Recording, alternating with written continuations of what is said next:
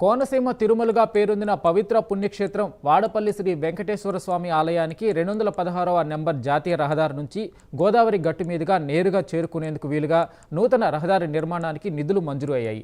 6 కోట్లు పంచాయతీరాజ్ నిధులను deputy CM Pawan Kalyan మంజూరు చేశారు. ఈ రహదారి నిర్మాణం పూర్తయితే వాడపల్లి క్షేత్రానికి రాకపోకలు సాగించే భక్తుల ప్రయాణ కష్టాలు తీరతాయి.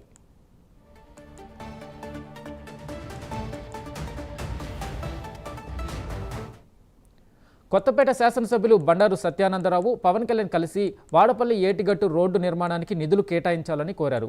వాడపల్లి 7 వారాల శ్రీ వెంకటేశ్వర స్వామి ఆలయానికి రోజురోజుకి భక్తుల రద్దీ పెరుగుతూ వస్తుందని, రావులపాలెం మీదుగా ఉన్న ప్రస్తుత రహదారి ఇరుకుగా ఉండడంతో ట్రాఫిక్ రద్దీతో భక్తులు ఇబ్బంది పడుతున్నారని తెలిపారు.